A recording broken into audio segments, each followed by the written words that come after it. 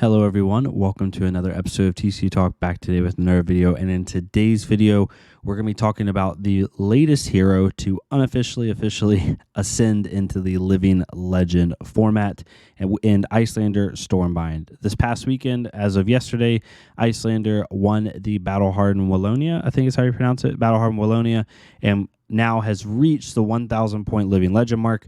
Of course, it will not officially go into effect, I think, until next Friday. However, as of next Friday, she will no longer be legal in the Classic and Instructed format. So we're going to talk about that.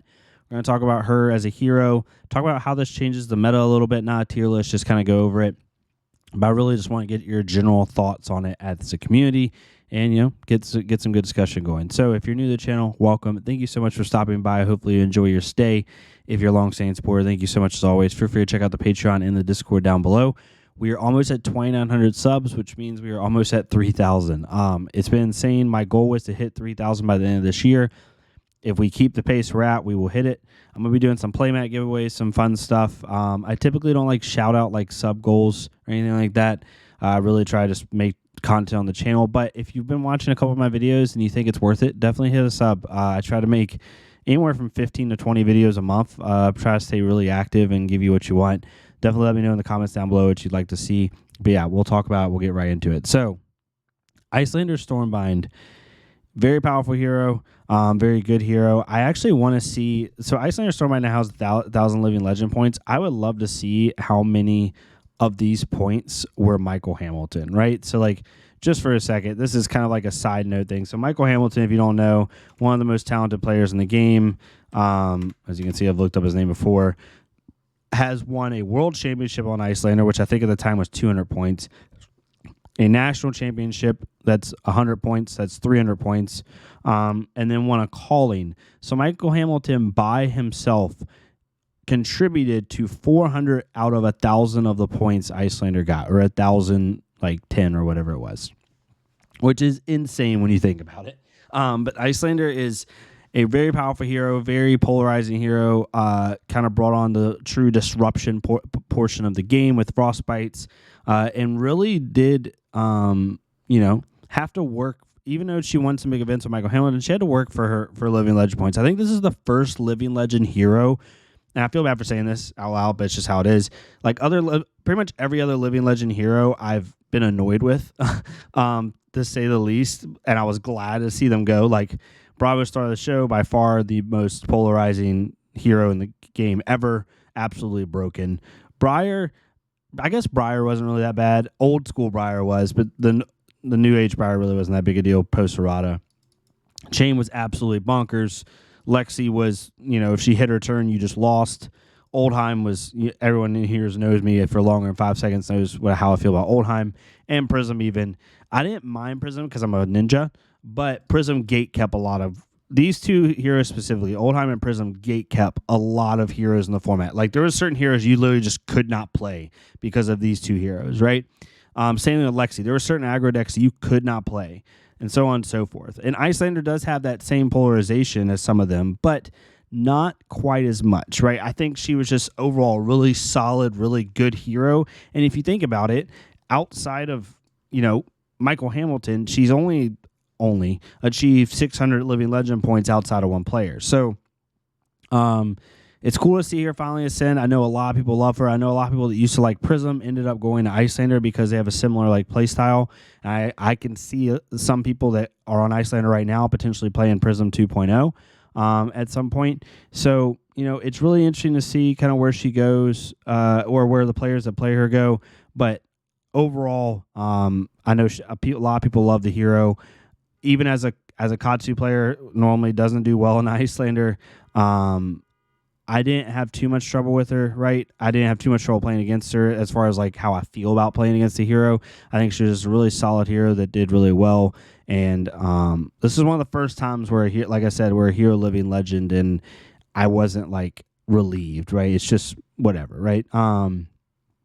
For that though, with her going to Living Legend, I was thinking about doing like a tier list for fun on like where heroes are, but no, like I think literally every hero in the game benefits from her not being in the format. It's just like some heroes will then go down because other heroes went up, right? Like ninjas. Fi gets better because now Fi doesn't have to run 15 blues in his deck. He can run 9 if he wants to, if he so chooses, right? Same thing with Katsu. Katsu gets a lot better. I don't know how much his blues change because Katsu really does want like a set of blues, but you could go back to the old school 12 blue Katsu list that was like super low to the ground and super like aggro. The Bravo matchup changes. I know they had like, I'm no Bravo player, but I know that Bravo had a specific amount of slots that he had to have in his deck for Iyslander. Dromai can literally go completely red line now if she wants. She can run maybe 3 passive mirages if she feels like it, but really just straight red line. Dash can change. Most people are going to sideboard that normally sideboard like 2 AB, probably only going to go down to 1 AB and just hope to God they dodge Kano. And so on and so forth. And then Assassins. I think Assassins get a lot better now because Uziri and Arachne both, that was a really bad matchup. The problem with playing Uziri and Arachne is Dromai's a bad matchup. Bravo's not an easy matchup. A little bit better for Uziri, but not fun. And Iyslander was a bad matchup, right? 3 out of the top 4 decks. And now Dromai's going to have a little bit more trouble. I think she's still a top deck, but a little bit more trouble because there's going to be so many ninjas, like unchained ninjas running around. And Bravo is going to be around, but not as much, I think. Or will be, but not as prominent. So I think that they get a lot better. Who I think is actually going to do really well now is Kano. That matchup was very Iyslander favored. If the Iyslander was good, and I think a lot of people we're gonna go into one of those formats again where people aren't respecting AB and everybody's just running like AB1, maybe AB2. And I think Kano is going to be able to really take advantage of that. So we'll have to see how he does. But we're also getting new heroes in the format. We're going to be getting Gasai. Warrior's definitely going to have an easier time now to be more prominent because Iyslander's gone. Like, literally, I can't think of a hero that gets worse because of Iyslander leaving. Bolton gets a heck of a lot better. Really, the only hero that gets worse because of Iyslander leaving, and it's not even worse, the hero themselves.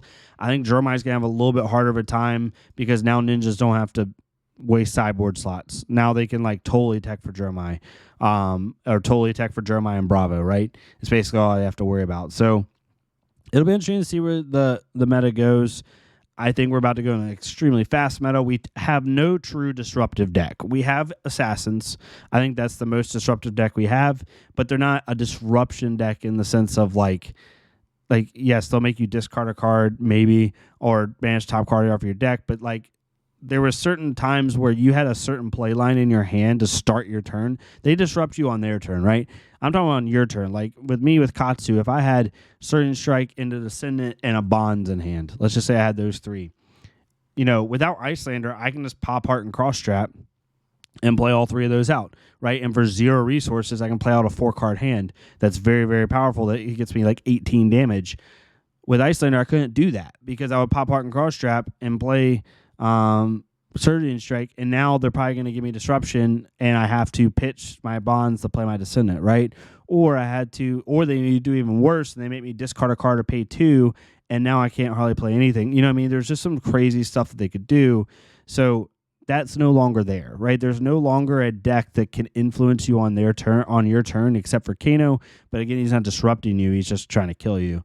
So I see them bringing Ice back at some point. They've said it won't have to do with Frostbites, so it'll be really interesting to see how they do use it. I think Frostbites, they weren't fun to play against because they're just obnoxious, but they weren't like debilitating to the game. It really wasn't. The reason why they really could grind gears is because some decks could just abuse them while also having tempo, right? Lexi could hit you for 12 damage and then play Arctic Incarceration. And you're like, okay, I just took all that damage to try to swing back.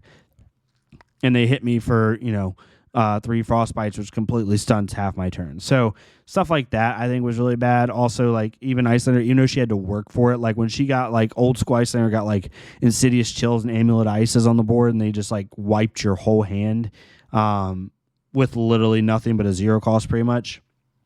It made it a little bit unfun. It will also be interesting to see how Viserai does. I think Viserai is in a lot better spot now. Viserai can kind of go back to their Shrill game plan.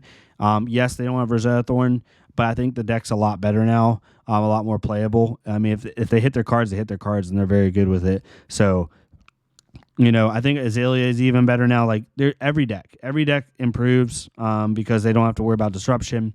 But let me know what your thoughts are. I'd love to hear what the community thoughts on it are. Like I said, I'm not super upset that she was in the format. Like, it was just a deck you had to think about. But she's a very hard deck to play. Whether you're playing Iyslander or like a pure arcane list, it was a very skill-intensive deck. I tried a couple times. My pleb freaking player but cannot do it. So, I commend people that did ascend her to Living Legend and help contribute to that. Well done for y'all. Hopefully you find a hero that you enjoy next. It doesn't like stunt you from playing the game or anything like that. Yeah. Let me know what your thoughts are as a community. I'd love to hear it.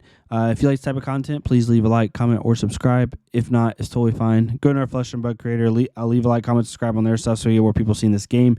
I'm going to be doing a Flesh and Bug creator shout out video with all the creators I can think of later this week. So be on the lookout for that. I already have it right now pinned to my channel from like 6 months ago, but I'm going to do an update. And yeah, thank y'all so much. And I'll see y'all next time on TCG Talk.